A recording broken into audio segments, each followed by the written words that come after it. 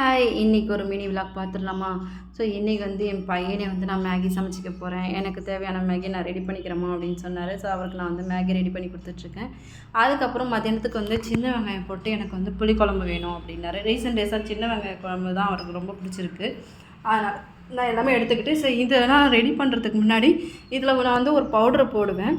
அது வந்து வெந்தய சீரக பவுட்ரு தான். ஸோ அது வந்து இன்றைக்கி தீர்ந்துருச்சு. ஸோ என்ன பண்ணலான்னு சொல்லிட்டு இது தாளிக்கிறதுக்கு முன்னாடியே இதெல்லாம் நான் ரெடி பண்ண ஆரம்பிச்சிட்டேன். ஸோ ஒரு கப்பு அரிசி எடுத்துக்கிட்டேன். ஸோ இதை வந்து நான் வந்து பொன்னிறமாக வந்து வறுத்து எடுத்துக்கிறேன்.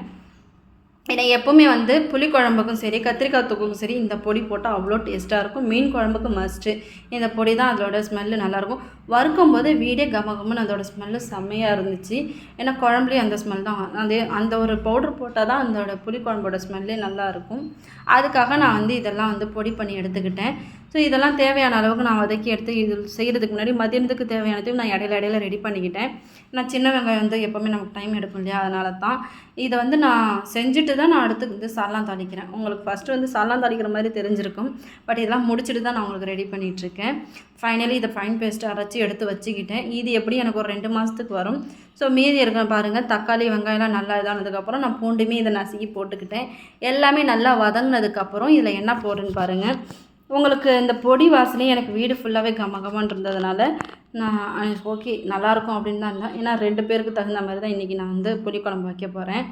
பாருங்கள், இது நல்லா வதங்கினதுக்கப்புறம் இதிலே நான் வந்து மஞ்சத்தூள், மிளகாய்த்தூள், அதுக்கப்புறம் நான் அரைச்சி வச்சுருக்கிற இந்த பொடி வெந்தய சீரக பொடி, அதுக்கப்புறம் இது கொஞ்சோண்டு நான் வந்து சாம்பார் பொடி போட்டுக்கிட்டு இதை நல்லா வந்து எண்ணெயிலே வதக்கி விட்டுக்கிறேன். நீங்கள் முடிஞ்ச அளவுக்கு நல்லா எண்ணெயிலே வதக்கி விட்டுங்க. அப்போ தான் உங்களுக்கு வந்து புளிக்குழம்பு வந்து அந்த ரெட் கலரில் அந்த சூப்பராக ஒரு மாதிரி நல்லாயிருக்கும்.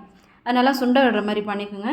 ஃபைனலி வந்து நான் இதுக்கு வெங்காயம் தக்காளி அரைச்சி அதிலே நான் புளி ஊற்றி வச்சு எல்லாமே மிக்ஸ் பண்ணி வச்சுட்டேன். இது நல்லா கொதிக்கட்டும். இது கொதித்ததுக்கப்புறம் நான் வந்து ஆம்லேட் ரெடி பண்ண போகிறேன். ஏன்னா இதில் வந்து நம்ம ஆம்லேட் செஞ்சு போட்டுட்டோன்னா செம்மையாக இருக்கும். ஆனால் என் பையனுக்கு வந்து ஃபஸ்ட்டு பாயில் அது நான் ஆஃப் ஆயில் மாதிரி செஞ்சு கொடுத்தாக்கா அவனுக்கு ரொம்ப பிடிக்கும். பட் இருந்தாலும் அது வந்து அவனுக்கு ரெடி பண்ணி கொடுத்துட்ருந்தேன். இதிலே வந்து இப்போ ட்ரெண்டிங்காக வந்து இதில் கொஞ்சோண்டு மிளத்தெல்லாம் தூக்கி அதில் கொஞ்சம் வெங்காயத்தை கட் பண்ணி வச்சு சாப்பிடும்போது டேஸ்ட்டாக இருக்கும். ஸோ அந்த மாதிரி வேணுமா அப்படின்னாரு. அதுவுமே அவருக்கு ரெடி பண்ணி கொடுத்துட்டு சால்னாங்க தேவையானதுமே நான் ரெடி பண்ணிக்கிட்டேன்.